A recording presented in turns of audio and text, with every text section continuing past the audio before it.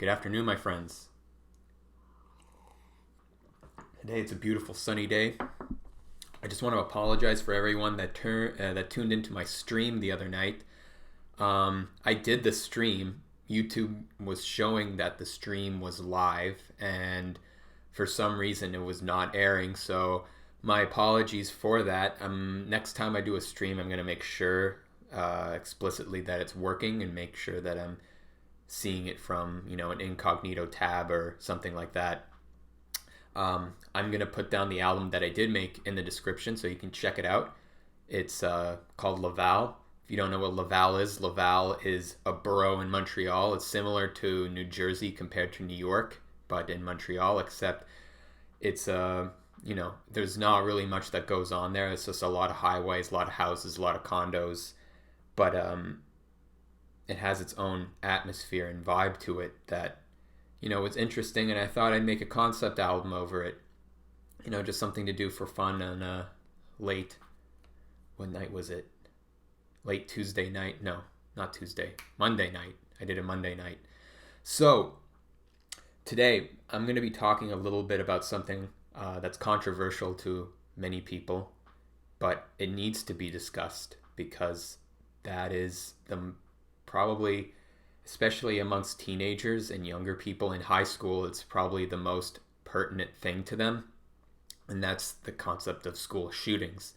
School shootings have been, pretty big since Columbine. They've sort of existed beforehand, but they've become this trend in recent times because of it. And it's important to talk about because I think a lot of people are in a mindset of fear based around it.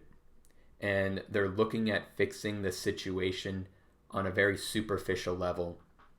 What they're looking to fix in this situation is the surface level problems, which are generally things that are sort of pins in the mentality of these kids. So that's the main thing is guns, right? Is gun regulation, gun control, which people think that if we eliminate guns from the situation, everything will be solved, everything will be fixed, which to me, I'm not for or against getting rid of guns. What I'm against is the notion that if we eliminate guns, that all of a sudden all these problems are just going to eradicate.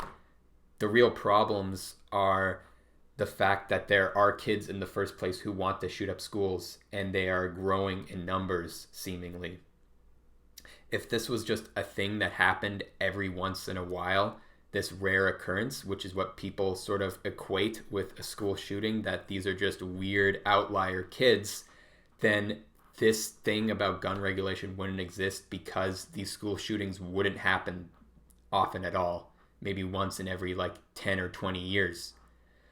And the reason why it's happening predominantly in the United States is because American culture right now is consumed by fear. And that's the main issue as to why these school shootings are happening. This fear mindset that's existing in American culture and this sense of needing to prove yourself as an existing member of the society, of what America is. And that's, to me, the root of the real problem.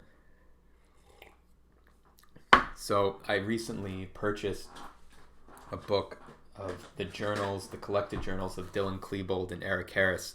This, to me, is a book every kid should be learning about in high school. If we are not learning about this, then we are completely ignoring the situation. The fact that we can continue going on and completely ignoring the real mentality and the real mindset of what's going on in the world, the more these school shootings are going to happen. It doesn't matter if you're going to ban guns, or you're going to ban demonic music, or you're going to ban violent video games or violent TV shows, or you're going to complain about all these movies coming out that are addressing white male anger or whatever. The fact that you are even critiquing the fact that kind of movement is existing in terms of addressing these problems is actually adding to the problem with school shootings. You're actually making the situation worse by propagating this anti art that's addressing these problems. And this is a male issue. This is an issue with masculinity, predominantly a wounded masculinity that has been festering since, I would say, the 70s, even earlier than that. And unfortunately, we can say that this is the fault of, like, feminism or all that crap, which I don't really want to propagate either, because I think the feminist movement was very important in terms of setting an equal level playing field for men and women. But right now we need to focus on masculinity. Where is the real masculinity coming from? How are we addressing masculinity? Because right now, masculinity in general is seen as a very negative thing. It's seen as an evil thing, as an evil force to be reckoned with, that masculinity is toxic. And there is this agenda that's being propagated. Whether you want to believe it's some government or aliens or some stupid shit, it's not really relevant. The point is that people in general are spreading that agenda around just in everyday conversation. Masculinity is evil. And what's happening is masculinity is being repressed and more repressed. And when we are engaging in dialogue and thought patterns that are essentially making masculinity disappear, or putting out the vibration that masculinity doesn't exist, the laws of the universe are reflecting back, no, you can't just eliminate this. You can't just get rid of thousands of years of evolution of masculinity, because it exists in everyone, including men and women. Obviously more so in men. That's why every single school shooting or mass shooting has always been done by a man. And the reason for that is men are predominantly affected when masculinity is repressed.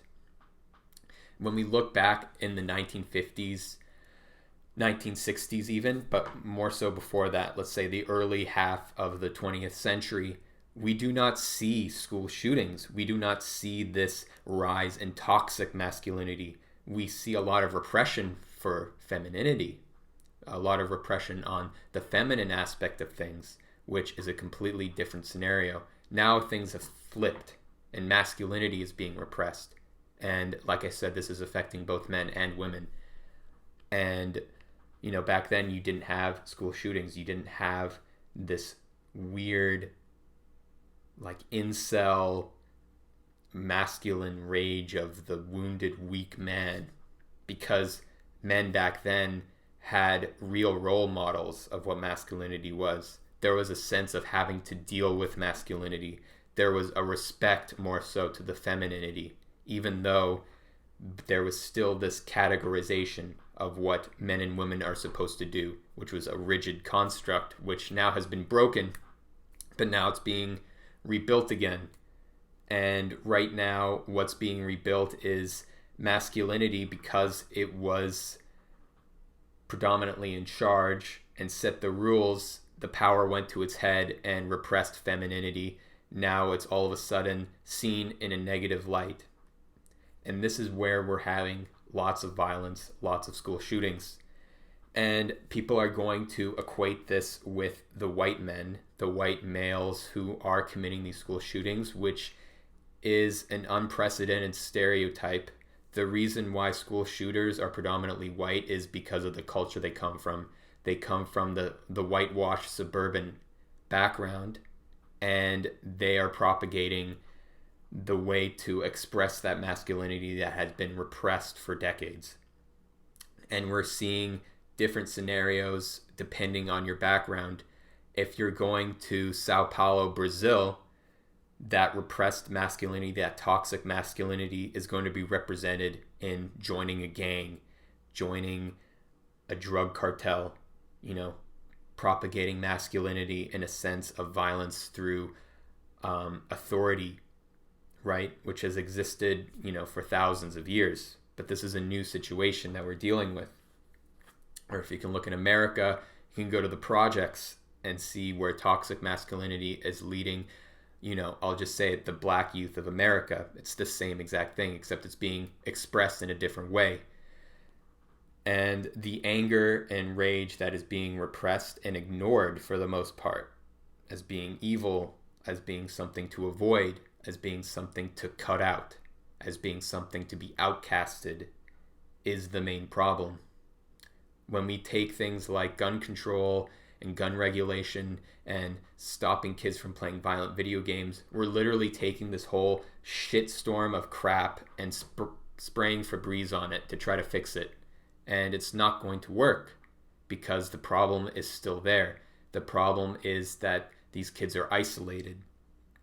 These kids are angry with how the world is working, and they're angry about the fact that they have no healthy outlet to express this. And since they are ignored, they are isolated because they are outcasted from the general community of people, the general community of people who have set boundaries of what a normal and right person is. They can't fit into that, so they repress all their emotions until they finally explode. So that's something to keep in mind as a very important development. So once again, this is something that needs to be discussed. I'm not an expert on school shootings. I'm still learning about it because I think it's important to learn about history in a real way. To look at these people not with a sense of they're just weird outcasts, because that's denying the possibility of the humanity that exists with them, right? Because what you're doing is, if someone identifies with what they were going through, then all of a sudden they are outcasted because now they are the school shooter mentality. And once they have that mentality, once they have that label, everyone avoids them. And that's what's starting to happen in schools, is that there are people who people will label as the school shooter, as the school shooter type, as the weird kid that everyone is just going to avoid. And there's another issue where people are saying, bullying is the cause of school shootings, which to some degree it is, because we're getting into a competitive nature, a competitive mindset that is existing within toxic masculinity, where I'm going to push people down, and that is being reflected in school shootings. It's this sense of authority that I am not going to be pushed down. I am not going to be outcasted. I am not going to let you put me down. I am going to rise up. And it's being done in a way of violence, in a way of destruction, which is toxic competition in a way, which, in my opinion, does not come from bullying per se. It comes from isolation. It comes from exclusion from the general population of kids, right? And this can't be forced as something to fix. You can't just force people to get along, especially teenagers. Teenagers don't give a fuck. If you don't fit in, you don't fit in, and you are outcasted. So this is the problem. The solution to that problem is going to be complicated. It's going to be difficult to deal with. What I think should be implemented is being able to teach kids to have empathy, in the sense of being able to view people not in a good or bad way, not in a way that this person is bad, this person is good, in a way that is truly objective, and understanding that as well. And I think once people start to learn to see people objectively, especially younger kids, they will find no reason to isolate people. They will find no reason to bully people either. But I think bullying is a lesson in itself. Anyone who's been bullied before in school, they always rise up afterwards because they have been taught humility. They have been taught integrity. They have been taught that you are not the ruler of this world. You are not in charge. You will be put down. And through that, they learn to actually better themselves. And the bully later on in life ends up becoming a loser because he thinks that he or she thinks that they are superior to everyone, that they are above everyone, and they end up, living in that fallacy, so to speak. So this is an important thing to recognize. And the real problem isn't bullying per se. It's the isolation. It's the rejection of people. And this is being expanded upon further and further, especially in the digital age, as we are now having this political identity crisis where people are fitting themselves into political identities based off of their race or their ethnicity or their cultural background or their political leanings. And what we're seeing is if you don't fit into that box of identity, you are outcasted, you are evil. People literally say this, that if you do not belong to that same group, that you are part of the problem. How many times have you heard that? You are part of the problem because you do not address your own evil. You do not acknowledge that you are evil or that your people have been evil. And that creates a fucked up mentality because you are not being engaged, you are not involved, you are not a part of that collective. You are the outcast, and you have to acknowledge that you are the outcast in order for them to accept you. And that is not acceptance because they aren't actually accepting you as an equal. You are literally sacrificing your own self to be an underling in their collective. So this is going a little bit off topic here, but this is kind of why these school shootings are happening. And this is also coming from the home of the parents, right?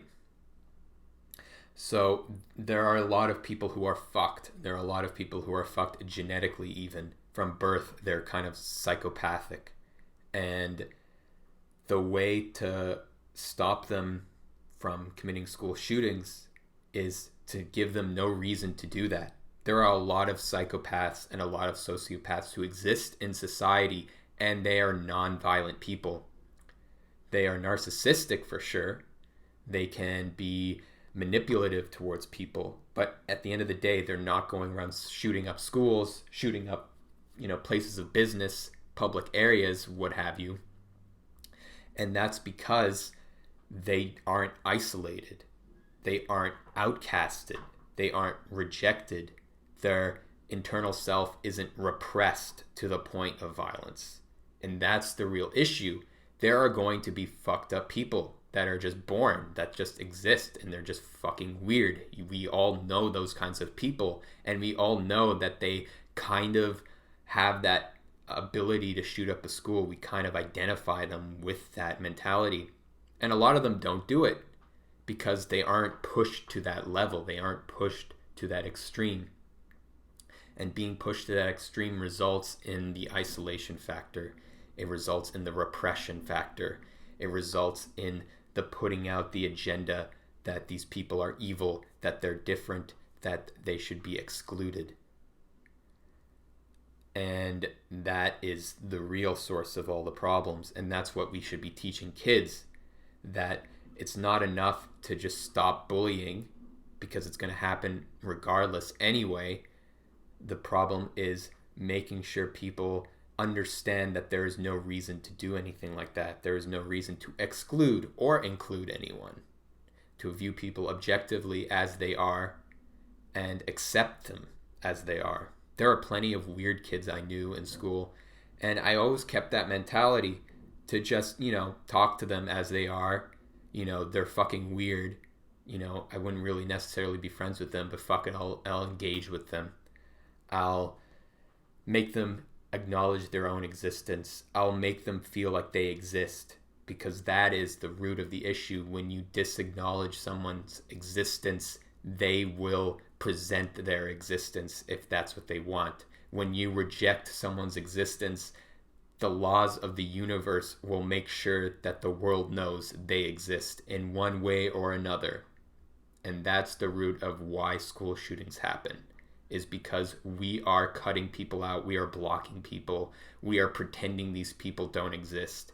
And guess what?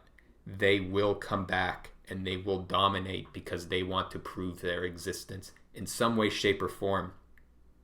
And unfortunately, that's done sometimes in a destructive way. But other times it can be done in a beneficial way. A lot of outcasts in high school have done great things. Look at like Bill Gates, or just there's hundreds and thousands of examples of people who are outcasted in high school who've gone on to do great things. And that's the thing that should be emphasized, is that their existence should be expressed in the positive.